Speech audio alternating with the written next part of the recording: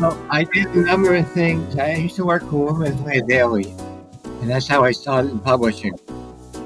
And Capital Cities bought the company, and everybody who was making a decent salary or commission was gone.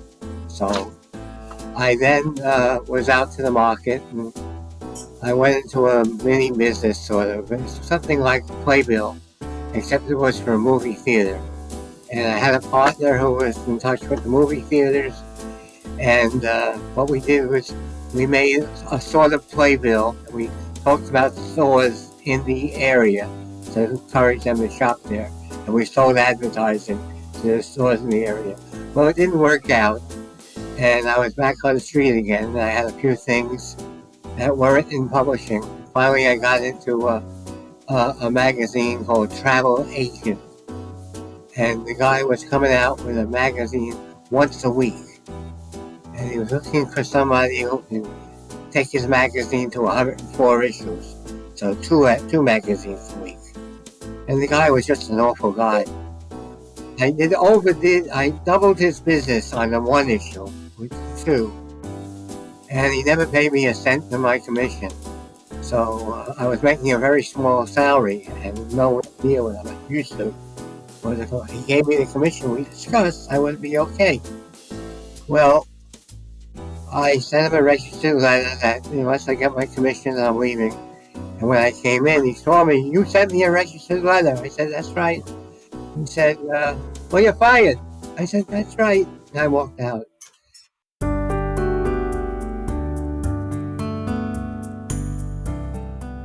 I was selling bus advertising. I had no gratification from it.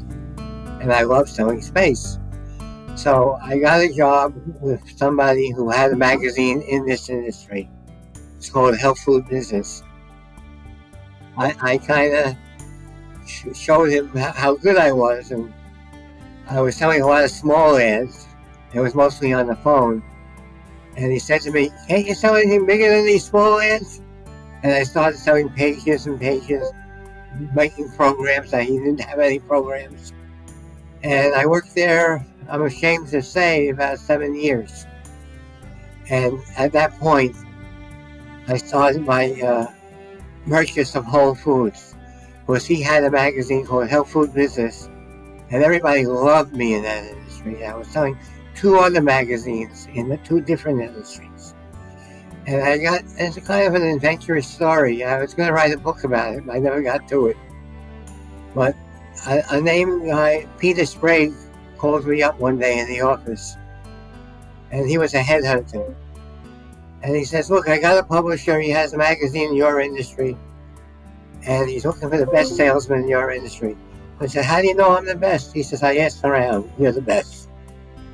So we had some kind of secret lunches, and we finally got to the state where we were meeting in Manhattan at Toots Shores, who isn't there anymore. But it was kind of nice. It was a very nice gin mill, very well known at that time. And he put together some ideas and things, and he said, you're the guy. So he said, let's have another meeting, and we met in Elizabeth, New Jersey, where my place was. And we had code names. We tried to make it. It was really a cooking ragga thing. And after the second meeting, he proposed to me that they would pay me a salary, which was nothing near what I was used to, much lower. But I get 20% commission on everything above a certain amount. So I knew at 20% commission I was going to do real well. And the magazine was Whole Foods. Whole Foods was a step away from going bankrupt, but it was a very well-financed company, and they were keeping it going. So he put together a deal where I put in, trying to remember, I think $15,000. And I got, for that money, 15% of the magazine. And they were losing a lot of money. And I set up an office in Metuchen, New Jersey. My wife was looking for it while I was working for the other company. And finally the day came where I made the transfer. And that night, I had to fly to a trade show in Texas. And I had these hats made, Whole Foods hats. And I was a little bit of a Verona, and I was walking around with this WholeFoods hat. Everybody's hugging me. Hey, what is this hat you're wearing? I said, well, I purchased the magazine. And they go, oh, Mazel Tov, hugging me. And then a good crowd came around me and made my ego feel good. And right while I'm there, a company called Wainer says, put us down for 12 pages. So stupid me, I said, you don't even know what the magazine looks like. How are you doing it? Put me down for 12 pages. And I succeeded in getting quite a bit of space there just on my reputation.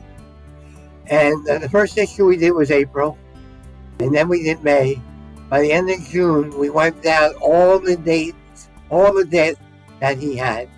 And we have an issue in Whole Foods which explains all this and tells my history. So anyway, there I was alone in the office, and I hired my first editor while I was not there. And it was a guy named Dan Queenie, who now owns Vitamin Retailer. And he was kind of a beginner, but I needed to have an editor on base.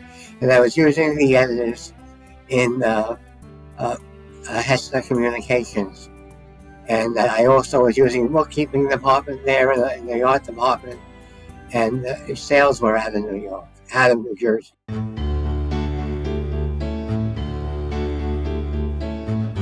We really did well, except that my introduction letter, which was supposed to go out to everybody, never went out. So I'm there expecting a couple of calls. So I started making calls. And the first issue was May. And we really did well. And then April was, May, June was the second issue.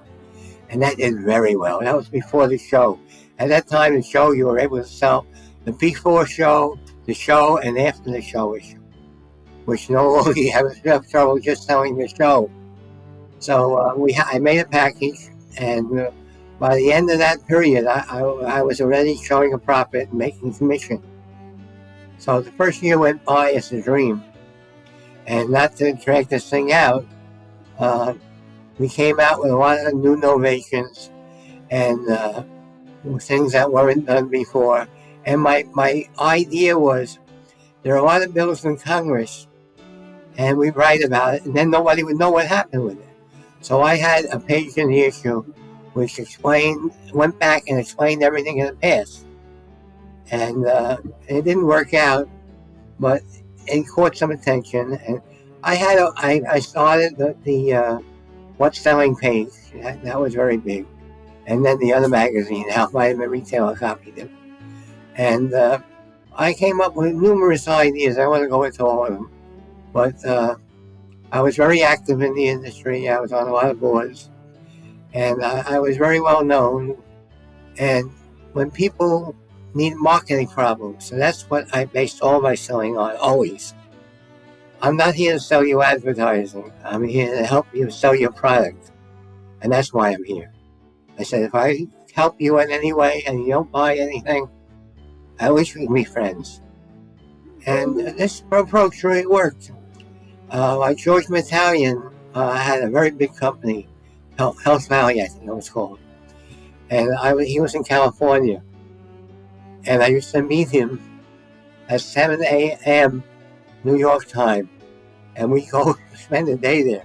And I came out with all kinds of ideas and marketing things and label things and helping him design his ads. And I used to walk away with quite a bit of advertising. And it was all that one visit once a year and phone calls the rest. And one of the stories I always like to tell is, there was one of them was Nature's Gate, and he always was hard to sell in those days. He became a very good customer, but the first sale was always the hardest. And they were lovely guys, two brothers, and they were doing very well without too much advertising. And I said, I know if you advertise, you're going to do better. So he says, I'll tell you what, you talk all this marketing stuff. I got a problem with my shampoos. I need a machine that will mix them successfully. And if you can do that, I'll buy something. It may only be a sixth of a page she was giving me, but I'll buy some. So God was good to me. I walked down the street, and there's Belvedere Labs. I had an appointment with them. It was a small little cosmetic company. But everybody treated me like a part of their family. It was really interesting. And they loved me. And I walk in, we hug and we kiss. And we go in the office. And I think Sam Stern was the owner. But he had this woman, Beverly. She did everything. And she's so happy. And she's sitting at the desk. I got to show you this. And she takes me out into her floor where they mix the shampoos. And what do they have? The perfect thing for Nature's Gate.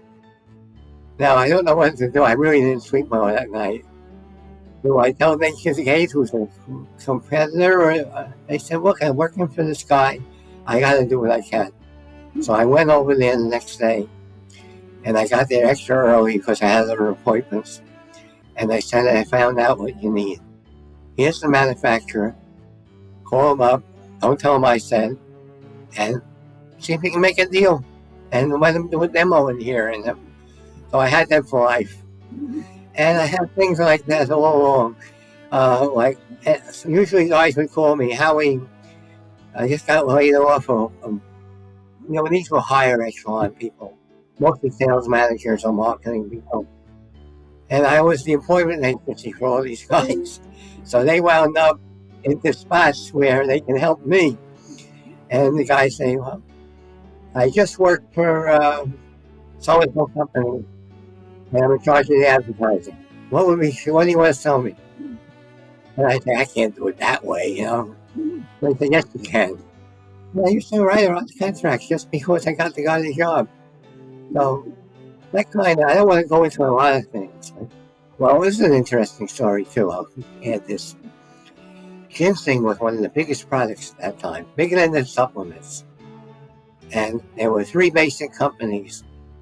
It's like a tongue, like a mafia. And they all hated each other. But they all were able to get ginseng. Ginseng was very hard to get in those days. And they would raid each other's product lines and do terrible things to each other. So one of them was the biggest. And he says, I'll tell you what, to the other two, we got a lot of grievances here. Let's get Howie Wainer to talk to us. Maybe we can come to an agreement. They sent me an airplane ticket. I went out there. And I negotiated with them for half a day. And they weren't friends, but they learned how to deal with each other. And they eventually all went out of business, I think. Eventually, I got business from them always. And one of them gave me tremendous business. The one who called me in. So I did a lot of things like that, where the magazine didn't even come into it. We just, like a lot of guys I go into, and like Heather was training then. And this little cosmetic company, and what happened was he needed a new person to be his marketing person. And this other fellow was a marketing person for Twin Labs. So I said, look, you can use my name. Tell him he just spoke to me. Name is Hal Drexler. And he said, I called up and they didn't want to put me through, but I said your name, they put me right through. I was impressed. And he went to work there. What happened? We bought him another magazine in another market. And I was working principally on WholeFoods and that. And I hired my first salesperson. And he did terrible. And I was venture capital, and they call in and look at P&Ls and things like that. They didn't want to bother me. So what happened was Larry calls me up and he says, Howie, how are you doing with the salesperson? I said, he's terrible. They said, well, get rid of him. I said, I never did that. They said, well, let's make a date. And if he's not doing anything by that day, you'll just fire him. I said, okay, Larry. So I had a big sign in my office. I don't remember, the date was something in April. And I wrote April to whatever it is. And that finally came that day. And I was always dying there. You see a container of cottage cheese every day. So I go into his office. And his office had 6 people in it. And we had a very small place. And what happened, he's eating his lunch. So I said, no, I don't want to interrupt your lunch. He said, no, it's all right. I said, come on in after you finish your lunch. He finishes his lunch, and I'm getting up my courage. And he walks in. Oh, and I was eating my cottage. He said, I'll come back. I said, come on in, close the door. And I said to him, look, you're not doing too well. And you're miserable. I'm telling you the truth, I'm miserable, and my partners are miserable. And I have to let you go, Brian. He starts crying. And he says, I got 4 kids, and then we're going to have another one. You can't do this to me. Well, I said, you're not selling. And I had another salesman, Ian, who was just a kid. He was selling circulars. And he's doing terrific. So after 20 minutes listening to him cry and everything, I said, look, I'm going to give you some money. You'll get another job. And I gave him a nice severance. And I look back, and I'm reading the local newspaper, one of these handout newspapers, and it tells you what's going on. And there was an appliance manufacturer who just hired Brian so-and-so to do so-and-so. It felt so good seeing his name. After that, I went on to fire somebody. I remember when Heather fired the first person, we had a nice girl working for us, very sweet, and she handled circulation. And I was just after a kidney operation, and I was working from home. And she tells me this girl, I can't believe it. They said, yeah, well, the police came in, and they had photos of her, and everybody had a key. And she came in, and the petty cash was missing. So I said, Heather, you got to fire her. So she went through everything I went through, getting up the courage. But then we had a wonderful controller who's, after 15 years, he's still with us, and he's just a wonderful guy and does everything. So she got through that. And it was always, I always hired wonderful editors. And somehow a couple of the assistants weren't that great, but my editorial staff was really the best. And when Alan Richmond left, who I was friends with at the other magazine, I stole him.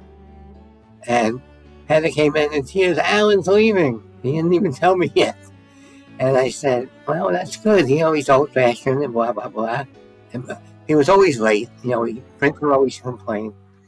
And he was a wonderful guy. He was a better salesman on the floor than the salesman. I mean, he talked to everybody. He worked so hard. And we got somebody, and we hired her, and that was Kaylynn. She was a dream editor. I mean, any company would love to have her. And she helped us with some new ideas and new things.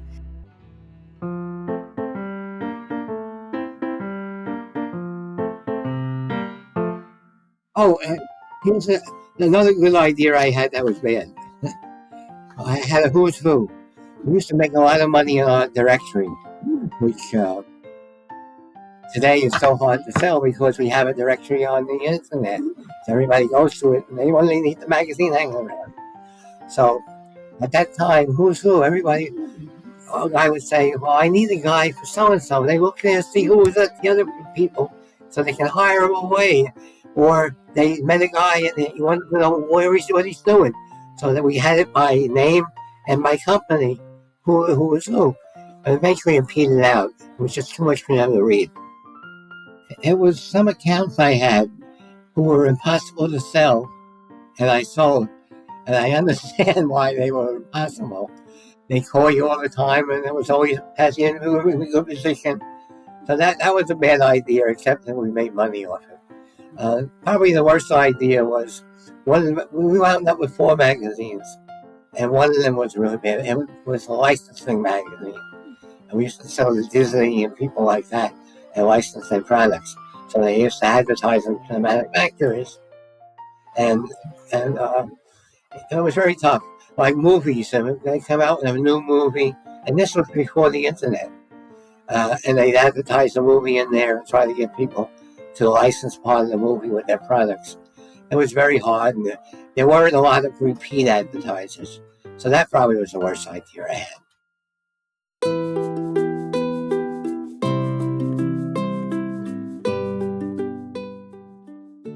I was a very tough boss because I worked so hard. Nobody worked like me.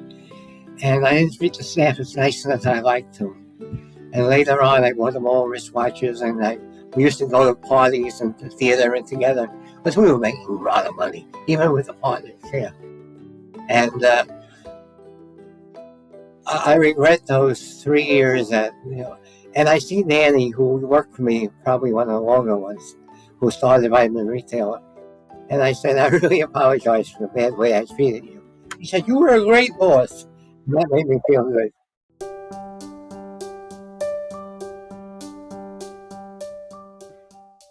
Years ago, this industry started in an industry called diet foods.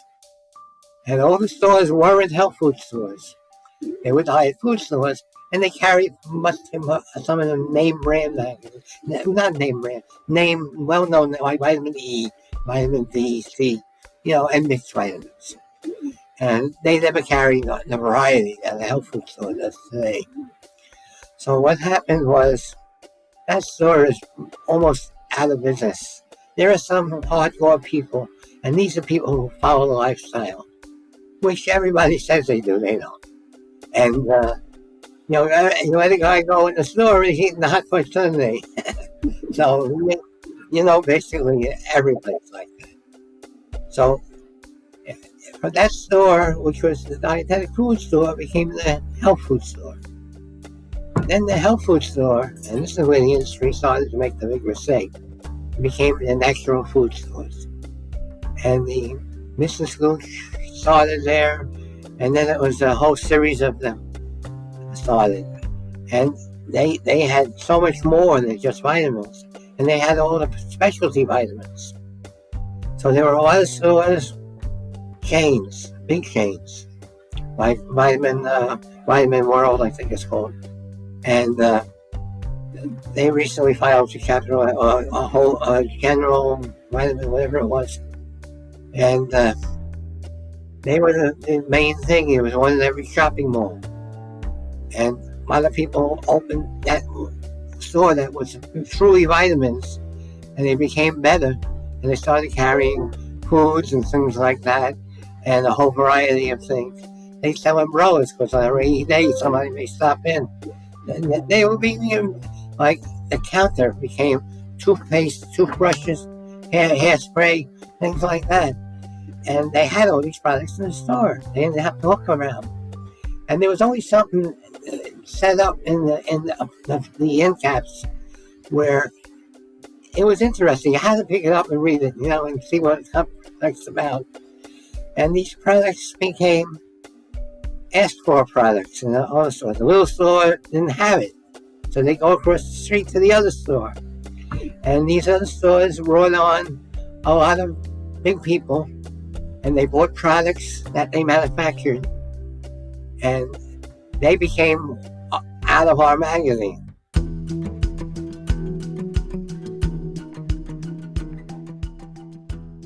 The industry now is so fragmented. It's like you got some mom and pop stores left, a lot of middle of the range left, guys who are really health food stores exclusively, and the Whole Foods type stores where they carry everything. They even carry briefcases and stuff like that, and it's very hard to compete with them.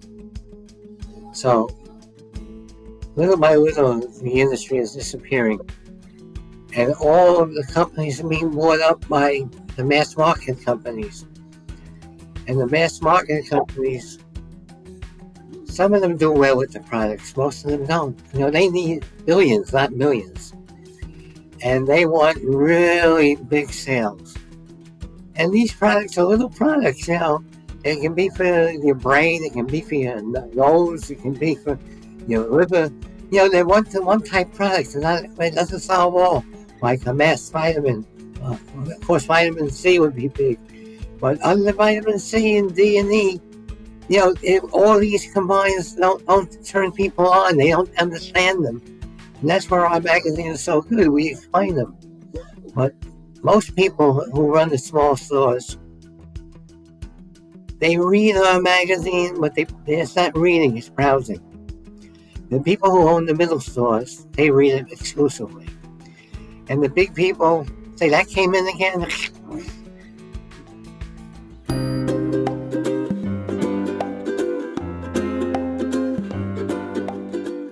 My best idea was, I thought of, everybody has a calendar in their office. A lot of people had them hanging on the wall at different companies. So I had a meeting with my staff, and I said, what do you think of an idea? We make a calendar for the health food industry. We put all the shows in it, all the holidays, and we put merchandising ideas on every page. So one of the guys, terrific, and the rest of them were yes people.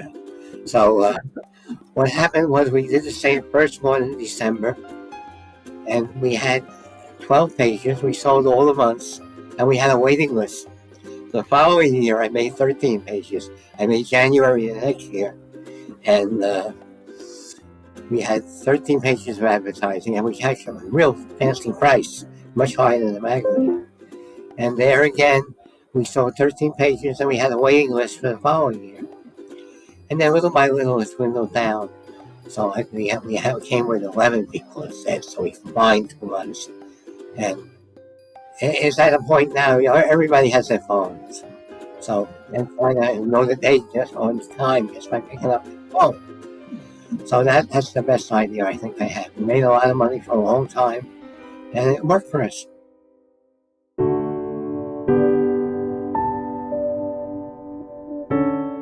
Probably the best idea I had. I had my daughter come into the office for a while. At that time, we were living in a place where you needed a train to go in. So the train was more money than she was making. So, and everywhere she went for an interview, they didn't want her. So I said, just try it. So she came in, and I had her handing publicity. And she didn't want it, and I didn't care. And she really wasn't good at it till I was the wrong person to train her. The salesman I had, that kid, Ian, he kept telling me, let your daughter sell. And, I never thought she can sell her. That's a show what I know. And he was training her, and he did a good job. And she's one of the best salesmen in any industry. And she grew into what she is now. She's better than I ever was. And that's the best idea I ever had.